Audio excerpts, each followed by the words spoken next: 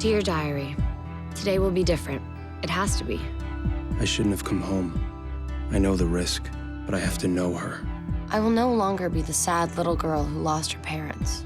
I will start fresh. For the first time in a long time, I feel completely and undeniably wide awake. For the first time in a long time, I feel good. But how do I stop a monster without becoming one myself? For once, I don't regret the day before it begins. I welcome the day. Because I know I will see her again. The genesis of this project was actually kind of kismet, I think, more than anything else. Julie Plec and I were having lunch with Jennifer Breslow, who was the CW executive, and we were sitting around going, what are we gonna do? I said, God, I love vampires. I would do a vampire show in a heartbeat if I thought that anybody would still do a vampire show after all these vampire shows. As much as they were intrigued, they responded with skepticism. Do we want to look like we're riding somebody else's coattails? I didn't necessarily want to do vampires, but I wanted to do something, something sexy. And I think vampires are incredibly sexy. Jen, who was an executive at the CW, said, well, we want to do a vampire show, and we have this property that doesn't have a writer that we've been wanting to put together. Do you guys want to do it? I don't even know why I said yes. It just seemed like the right thing to do at the right time. Something about it made me want to be a part of it. And I wanted to work with Julie, and I wanted to work with the CW again. The process for this show was really intense, and it was sort of fight to the end, really high stakes. People wanted this television show. We're so lucky. The show is really great. We have Julie and Kevin Williamson, who are brilliant. The minute I heard it was Vampire Diaries, Kevin Williamson, that's kind of all I really needed to hear. We got the job because Kevin Williamson decided he wanted to do a show for the CW, really. I just was kind of along for the ride. I mean, he sort of was the pioneer of the teen television genre. They had about 2 weeks to write the pilot script, which is unheard of. Julie and I sat at a kitchen table for like 2 weeks, and we pounded it out. It was the most speedy and, as a result, kind of harmonious process we could have had. We just connected. We clicked when we were writing it, and it just sort of happened without us. Do you know what I mean? It was just sort of a really easy thing. We wrote the script, we got picked up to pilot, we shot the pilot, we edited it, we hired writers, we started shooting, we had a series, and we've been going ever since.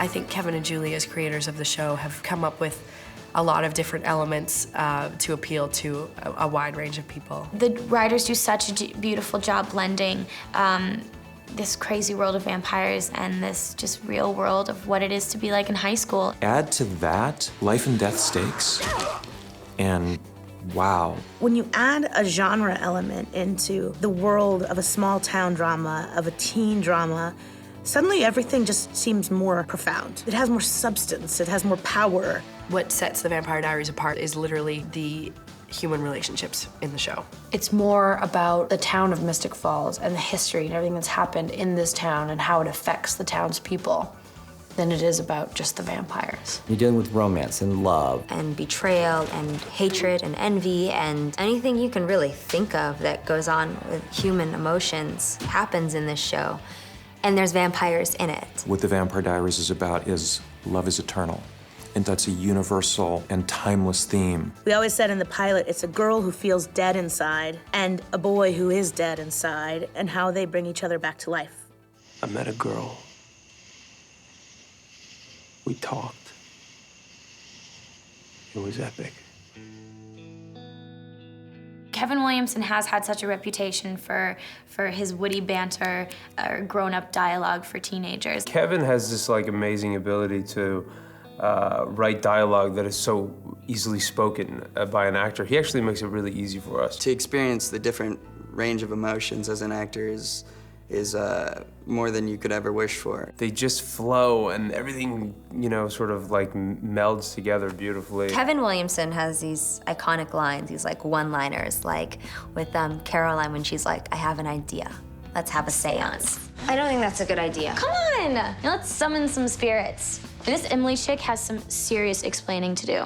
I try to stay away from sort of that scream voice of so everything's a reference or sort of this sort of self-referential, or even the Dawson's Creek voice where everything is psychobabble. That was sort of unique to that. But I do want the characters in Mystic Falls to actually live in the real world. Kevin definitely brings in a lot of pop culture references, and he also has this great ability to have the characters make fun of themselves. I think it makes the audience be able to relate to it because they think that this could be a real school in Mystic Falls, Virginia, and these kids are very aware of what I'm aware of. You want it to feel like it's in the real world because then you feel like it's real and it's really happening and these are real kids and they're really in this situation. Our show and our characters live in the now. They're very much aware of the vampire phenomenon that's out there. How come you don't sparkle? Because I live in the real world where vampires burn in the sun.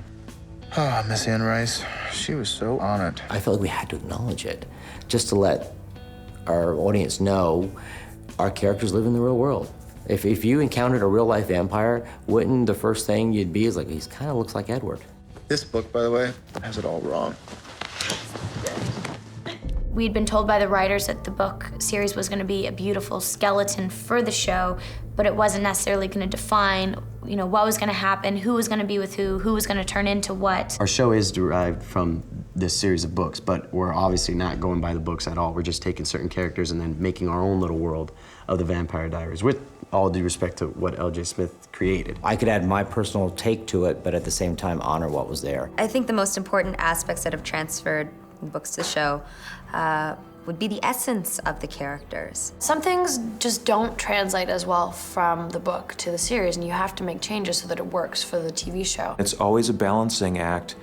How far from the books can you get? I think the very first decision that we made when we started breaking out how we were going to tell the story from book to TV show was to change Elena's little sister. Jeremy, I know who you are, and it's not this person. Elena in the books has a 4-year-old sister, and which then turned into a 16-year-old troubled boy. I was about to read the books until I found out my character was originally a 4-year-old girl named Margaret. So I figured that wouldn't affect my character all too much. Some people were a little frustrated with that when they first saw the show, because Margaret played a very key role in the books, in that Margaret was the one who invited Damon into the house for the first time. It's a pain in the butt to have a 4-year-old character on the show. And we also needed more men. There wasn't enough guys in the show that weren't vampires, so that's why we added the brother character of Jeremy. God, what now? One of the concerns that the network and studio had with regards to the book was that Elena was a little unlikable. Elena in the books was kind of a bitchy mean girl, I guess is the best way to put it. In the books, Elena's sort of that queen bee, popular girl, gets what she wants whenever she wants it. That was one of our concerns. You can't have a pilot episode and dislike your lead lady. You can't, you have to like your heroine instantly. If I had to characterize her like that from the beginning, I don't think anybody would have cared as much about the love story. I want you to keep this. That way you'll know if you're ever in danger. We're really kept in the dark, and I think it's because with the writers, things change constantly. I think they have their definite through line, but I think that with a show like this, new ideas pop up all the time. You just trust that they've got it going, they know what's happening, and that it unfolds as it should, and that you can, as an actor, you can creatively surrender to that process and trust it. We don't even know where it's gonna go. We usually find out what's going on right before we start the next episode, which is fun. It keeps us on our toes. I cannot wait until we get the new scripts. I mean, I read one and I want to see what's going on next and what happens next, and I just get so excited. We all do. They've literally had to put scripts on lockdown from us trying to sneak into them before they're perfected and ready for us. If we get excited, I can imagine how everyone else is feeling and how hard it is to wait for the next episode, because I can barely wait for the next episode.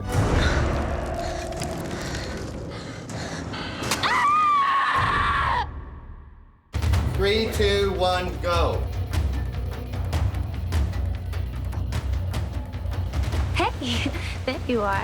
Have you been down to the falls yet? 'Cause they're really cool at night. You and me, it's not gonna happen. Sorry. And cut. The very first thing that you have to do when you're putting a pilot together is hire your director. We had one that we were circling, but I gotta tell you, I just wasn't sold. We kind of kept saying, gosh, the person that we hire is so important. We just want someone who is as excited about it as we are. Hey, Marcos. So 3, 2, 1, and then go, and I look. You're looking this way. I'm gonna see the transformation, then you turn and go, ah. Got it. Don't be afraid to even just project that. Yeah, absolutely. Okay, yeah. My involvement in the project just kind of all happened last minute. I read in the trades that Kevin Williamson was doing this project, Vampire Diaries. Marcos is incredible, and we're so lucky to have him. He sat down and said, "You gotta hire me, I wanna do this show. It's just so romantic." And it was like the first thing out of his mouth. And Julie, you could just see her swooning. I mean, basically, it was that easy for me. I sort of came from a place of the romance on the show and not the dark, creepy element of vampires. And I said, at its heart, the show needs to have some emotional weight to it. And he kept talking and talking, and everything he talked about, it all led back to the love story. Then I switched over and said, but it could be scary too.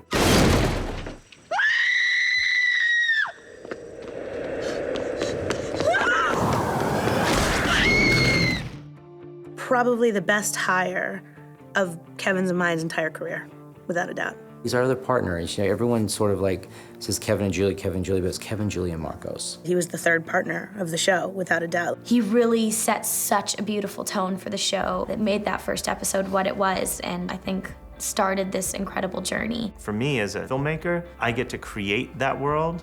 I get to decide what the series is going to look like and feel like. And once Kevin and Julie were on board with my pitch, then I just got to do it. So that was fun. Really good. Now give me one with the mouth open. You need to do anything else? No, good. You'll open your mouth here. Yeah. And turn. And action. One more like that. He has a relationship with the cast that is so great. Marco Siega, who's supervising director, who takes care of all of us over here. He's like their brother, their buddy, their dad, their stern teacher. As a director, I can see them in a way that they can't see themselves. I'm working with them and I can notice their little tics and their habits. If we have questions, we can usually go to Marcos and he'll try to maneuver them for us. I think that's gonna happen first. Okay. And then you'll come over. Yeah.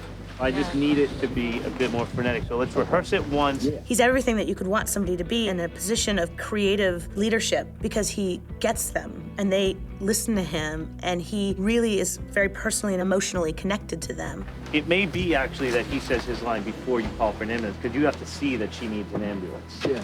Yeah. All right? I'm gonna bring in another extra here. Okay. And you're gonna say, give her space and push somebody away. Okay. On this show, we talk about the flaws and we talk about the problems, and we've yet to have a situation where they haven't agreed willingly to confront and tackle a problem that I think is apparent. You're only as strong as your weakest link, and I think that is how everyone approaches working on this show. There's a lot of young kids, on board who are really focused and really care about doing the work, which is so nice to be involved in. They want to be better, and they want to be the cast that people look at and go, they're really good. They don't want to be the soapy show that have pretty people who can't act. People die around you. How could it not matter? It matters, and you know it. You need to leave. Your wounds are bleeding, and you need to leave. I would love when kids are flipping through the channels and they come past a show, they're like, oh, I know what that is. It has its own look. Your one constant is sort of your DP. It's your director of photography. Come around to here for Nina's POV of Paul. Okay.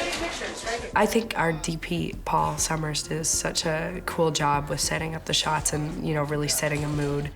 That look, the glows, the nights, the shadows, all of those things that create our weekly look and stay consistent is our DP. Paul Summers is one of our perfect hires. He is so cool and so smart and works harder than anybody I've ever seen. And his stuff looks incredible. He's gold to the show. Now that needs to go back where it was. When I went into the initial meeting with Kevin Williamson, one of the first things out of his mouth was, make it darker. Now, as a cameraman, I cannot tell you how many times I've heard that. And usually when they say make it darker, I turn in footage and I get that wasn't what we meant by darker. What they meant was turn off all the lights except the ones on the actors. On this show, for the first 2 or 3 weeks of shooting, I went to what I consider dark. And I'm a pretty dark cameraman. And they kept saying darker, and they kept saying darker. I can't tell you how many times I tell Paul Summers, darker, darker, turn that light off, go darker. Marcos, when we're on set together, half the time, that's what comes out of his mouth all day long. It's darker, darker, darker, darker, darker, darker, darker. And I finally just stopped lighting the actors. I just lit the backgrounds. And I got the response back perfect. I don't know, it's probably broken me to do any other show because nobody else would let me do this. I'm having so much fun. I knew that the pilot was going to shoot in Vancouver, but from there, we didn't really know where we were going to end up. When we heard that the studio wanted us to relocate the series to Atlanta, a lot of us were skeptical about that. Kevin Williamson was like, how do you feel about Atlanta? And I was like, I don't know, I've never been. Why? Originally, it was due to the fact that Vancouver was getting so much rain. And then we get to Atlanta, where it rained every week. I remember in the summer it being 3 a.m. and the air conditioning not working very well and it being very hot on the stages. Then what they didn't say was that hot Lana turns into cold Lana in the winter. And my wardrobe was only short shorts and tank tops, so I had to go out shopping. Shooting in Georgia has absolutely helped create the aesthetic for the show and one that's more true to what it was intended to be. I think they've been able to really set a great sort of landscape for the show. Vancouver is tough to make look like Virginia. There's locations in Georgia that we would never have found in Vancouver, that we'd never have found in a foreign country. You can't really get that southern, post-Civil War-esque vibe in Vancouver. Cheating the Pacific Northwest for the South would be difficult. What Vancouver doesn't have is the history. The storylines that we need to support visually work better here than I think they would have worked in Vancouver. Just by the very fact that we're in Atlanta, we have the ability to do wider shots. We have the ability to really enjoy the environment and showcase the environment as opposed to having to hide the environment. Here, I feel like we can show whatever we want to. I honestly believe not just, aesthetics, not just sort of the locations, but I just think it would be a different show. I don't think we'd be as focused. The only thing we have in Atlanta is each other and the work. Being here in Atlanta, kind of live in a bubble where it's just like strictly about the work. I'm in Atlanta for one reason only, to shoot Vampire Diaries. The crew puts so much work and so many hours into it, and we all really care. I think it's been absolutely a positive thing. I think it's really put everybody in the right frame of mind. Now I'm just really mellow, I'm living in the South, I'm chilling, It's fun, I've got my cast, we're like BFFs, I'm good. And I think whether or not we were shooting in Atlanta or anywhere else, there's just such a great group of people that I really enjoy being around. So many of our favorite moments are behind the scenes, and we're just getting along and hanging out. I spend every waking moment with Ian and Paul, whether it be on set, whether it be on weekends when we travel for press. We're all together all the time, and not just Ian and Paul, the whole cast, we're all really, really close and we all hang out. The bond of this crew and this cast is very deep. And it's very tight. And it's so hard being around people you love and adore, and it's so hard working with the most amazing crew that I've ever worked with. Oh my God, what else can I complain about? I've never worked with a crew this phenomenal, ever. Ever, ever. We're really lucky, because I don't think this happens very often.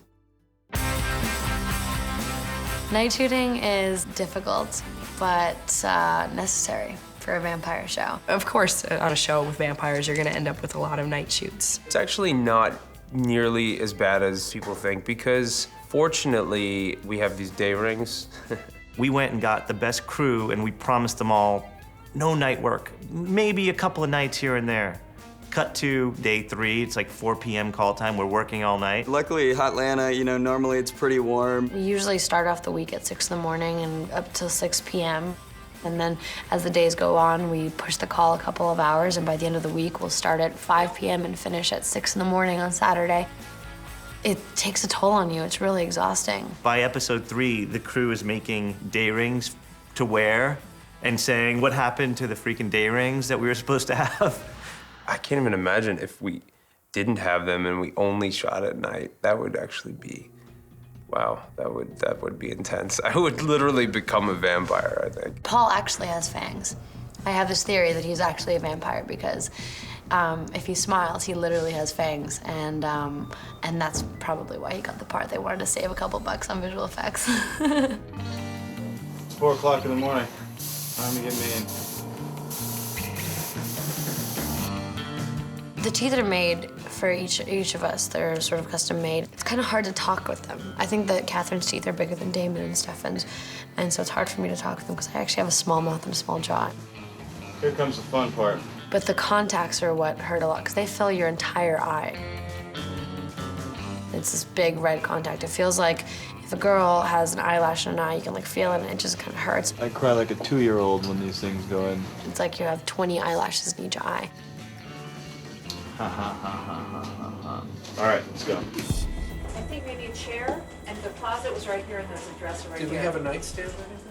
Gareth Stover, our production designer, is one of our other perfect hires. He works so hard and he doesn't do anything halfway. He can make an umbrella look good. I mean, he can just turn anything into anything. It is amazing because we get the scripts. I mean, we don't have a lot of prep. And then literally in 2 days, I'm designing some big sets. He built the entirety of the Mystic Grill on our stage.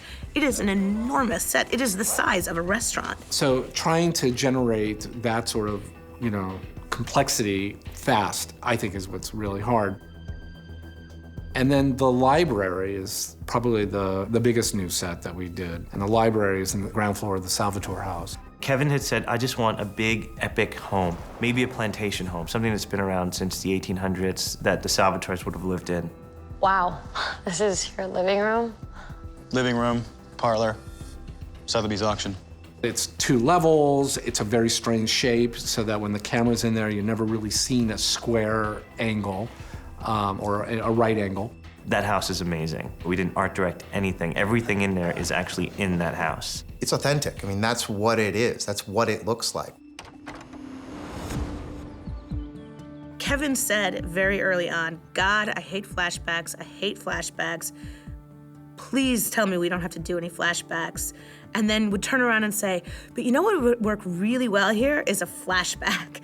It provides a window into the backstory of our love triangle. It provides a window into the mythology of the town and these founding families. I love doing the flashback stuff for a lot of reasons. Getting dressed up and putting on the corsets and the big dresses and the hair and makeup is really fun. Those are fun days to go to work because it really is, you're playing. You really do feel like a little kid again. They laugh because they're like, oh, you know, I'm at craft service and a horse and carriage just drove by.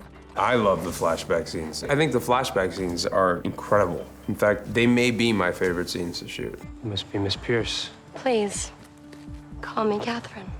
No one is happier about flashback episodes than Nina, Paul, and Ian. Nina gets to be Catherine, which makes her so happy. She loves the costumes. She loves to be a naughty little bitch, you know? She loves to be able to take on another character. Although, wearing a corset, I'm gonna tell you now, breathing is a luxury.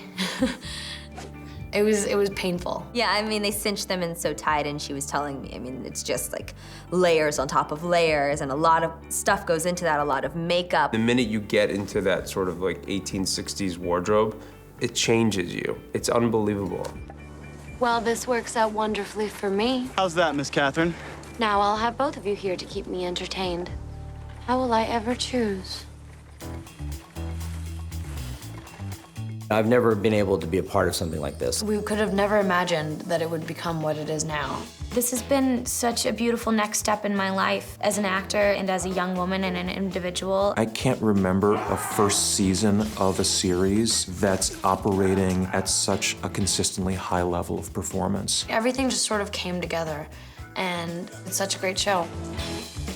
It works on all levels. It's really well written. The actors are doing a tremendous job. It looks fantastic. I think the show has gotten progressively better. There's nothing I don't look forward to coming to work, honestly. Every day that I come to work here, I have at least 2 or 3 moments where I'm just like, this is so awesome. This is such a great job. I have some of the best lines in television, and I'm so lucky, and I thank Kevin. It's an incredibly prestigious thing to do a great show. There's a lot more to our town, and there's a lot more to these characters that we'll see over the next season. Anything could happen on the Vampire Diaries. Hold your breath, it's gonna be crazy.